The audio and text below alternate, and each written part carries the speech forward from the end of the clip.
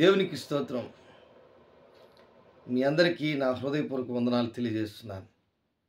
Mark సువార్త 9వ అధ్యాయము 23వ వచనంలో కొన్ని విషయాలు మనం చదువుకుందాం. అందుకు యేసు, నమ్ముట నీ వలనైతే నమ్మువానికి సమస్తము సాధ్యమే అని అతనితో చెప్పెను. వెంటనే ఆ చిన్నవాని తండ్రి, నమ్ముచున్నాను, నాకు అపనమ్మకం ఉండకుండా సహాయము చేయమని బిగ్గరగా చెప్పాను. దేవుని బిడ్డలారా, ఒక మూగవైన చెవిటి దయ్యము అప్పుడప్పుడు వాడిని అగ్నిలోనూ నీళ్ళల్లోనూ ఎక్కడంటే అక్కడ ఆ చెవిటిదైన మూగదైన చెవిటి దయ్యం వాడిని పట్టి పీడిస్తున్నటువంటి పరిస్థితిలో శిష్యుల దగ్గరికి తీసుకొచ్చి ఆ దయ్యం పట్టుకున్నటువంటి వాని తండ్రి యేసు ప్రభువుల వారి శిష్యుల దగ్గరికి తీసుకొచ్చి, వీరి కోసం ప్రార్థన చేయండి, వీడు నీళ్ళలోను అగ్నిలోను ఎక్కడంటే అక్కడ మూర్ఛ రోగము, అలాగే వాడికి పడిపోవడం, అగ్నిని చూచినా నీరుని చూచినా వాడు పడిపోతున్నాడు. మరలా మూగదైన చెవిటి దయ్యం వాళ్ళలో ఉంది. ఇవన్నీ దేవుని బిడ్డలారా బాగా గమనించండి. శిష్యులు ప్రార్థన చేస్తే వాటిలో నుంచి ఆ మూగదైన చెవిటి దయ్యం వెళ్ళకుండా, అలాగే వాడిని పళ్ళు కొరకడం, వాడికి మూర్ఛ రావడం, వాని జీవితంలో బలహీనత, వాడు కలిగినటువంటి వ్యక్తిగా, దైవము చేత పీడింపబడుతున్నటువంటి వ్యక్తిగా అక్కడే ఉండిపోతూ బాధపడుతూ తన తండ్రి వాడిని చూడలేక ఎంతో బాధపడుతూ యేసుప్రభు దగ్గరికి వస్తాడు.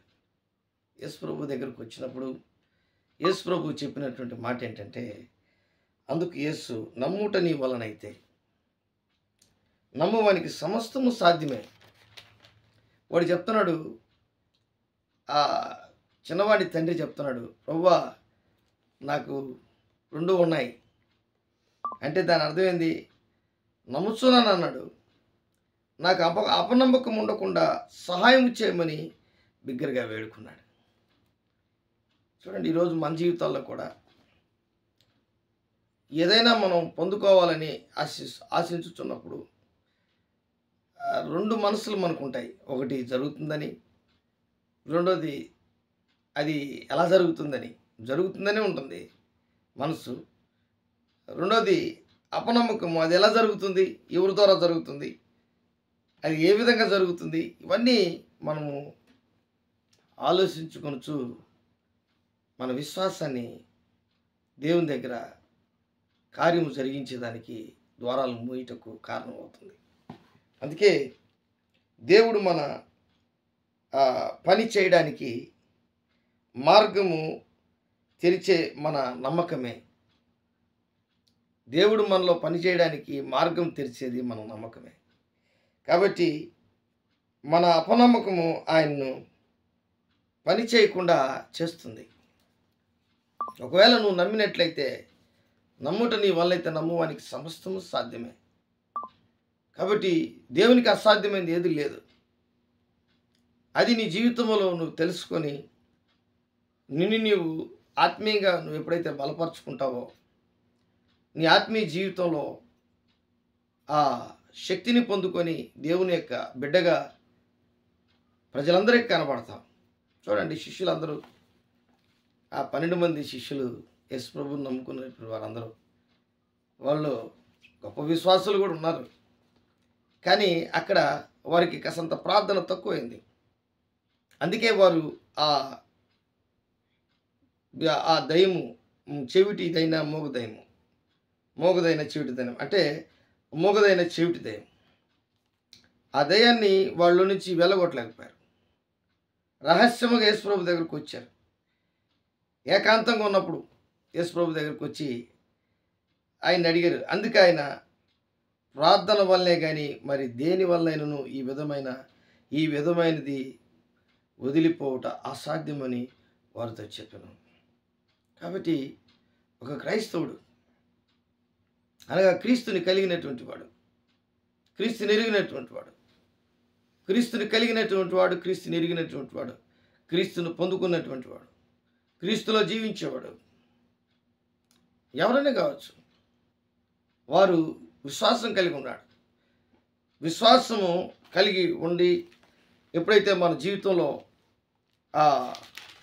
మనలో ఉన్నటువంటి ఆ విశ్వాసాన్ని ఎప్పుడైతే పెంచుకుంటామో, ఆ విశ్వాసం వలన మన జీవితంలో గొప్ప కార్యములు జరగడం ప్రారంభమై, ఆ గొప్ప విశ్వాసమే కాకుండా నీ విశ్వాసమే నీకు పెట్టుబడి, నీ విశ్వాసాన్ని బట్టి కార్యము జరగడం చూస్తాము. అందుకే హెబ్రీయులకు రాసిన పత్రిక 11:6లో విశ్వాసము లేకుండా దేవునికి ఇష్టమైనట అసాధ్యం, దేవుని యొద్దకు వచ్చేవాడు ఆయన ఉన్నాడు నీవు, తన్ను వెతుకు వారికి ఫలము దయచేవాడు నీవు నమ్మవలను కదా. అంటే మనం నమ్మినటువంటి ఆ పనిని దేవుని దగ్గర నువ్వు పొందుకోవాలి అని అనుకుంటున్నటువంటి ఆ స్థితిలో నువ్వు దేవుణ్ణి నమ్మడం, నిన్ను నీవు కూడా నమ్మాలి. ఎందుకంటే ఆ దయ్యం పట్టుకున్నటువంటి ఆ వ్యక్తి యొక్క తండ్రి చెప్తున్నాడు, నాకు అవిశ్వాసము ఉండకుండా, అపనమ్మకం ఉండకుండా సహాయం చేయి ప్రభువా. ఈరోజు మనం కూడా అదే విధంగా అడగాలి. అంటే నేను నీ దగ్గర నేను పొందుకుంటకు నాలో అపనమ్మకం ఉంది, నమ్మకం అయితే ఉంది కానీ అపనమ్మకం కూడా ఉంది. ఈ రెండు పోరాటం కలిగి జీవిస్తున్నటువంటి మానవాళి జీవితంలో దేవుడు అంటున్నాడు, నీవు ఎప్పుడైతే మార్కు సువార్త 11వ అధ్యాయంలో ఒక మాట ఉంది, 24-25 వచనంలో, అందుచేత మీరు ప్రార్థన చేయనప్పుడు మీరు అడుగుచున్న వాటి నెలను పొంది ఉన్నాము నమ్ముడి. ఏదైతే నువ్వు అడుగుతున్నావో దాన్ని పొందుకున్నామని నువ్వు నమ్మాలి. అది దేవుడు నీకు కలిగించాడని, కలిగిస్తున్నాడని, కలిగించేశాడని ఎప్పుడైతే నువ్వు అర్థం చేసుకుంటావో అప్పుడే అవి మీకు కలుగునని మీతో చెప్తున్నాను. దేవుని బిడ్డలారా, ఇది ఒక విశ్వాసి జీవితంలో ఎన్నో పోరాటాలు ఉంటాయి. ఆ పోరాటాల మధ్యలో నీవు క్రీస్తుని ముందు పెట్టాలి. క్రీస్తు ఎందుకు పెట్టాలంటే విశ్వాసమునకు కర్త ఆయన నిన్ను నడిపించే నాథుడు, నిన్ను కొనసాగించే దేవుడు, నీ పరిస్థితులన్నీ ఎరిగినటువంటి దేవుడు. కాబట్టి అన్ని విషయాల్లో దేవుని పట్ల నమ్మకం. 125వ కీర్తన 1వ వచనం అంటాడు, యెహోవా యందు నమ్మిక ఉంచువాడు కదలక్క నిత్యము నిలుచు సియోను కొండ వలె ఉంటాడు. సియోను కొండ అంటే దేవుడుండు స్థలం. ఆ దేవుడుండు స్థలములో నువ్వు ఉన్నట్లుగా దేవుడు నిన్ను ఉంచుటకు నమ్మకం. కాబట్టి ఈ దినమందు నీ జీవితంలో ఆ నమ్మకాన్ని సంపాదించుకోవాలని దేవుడు నిన్ను కోరుకుంటున్నాడు.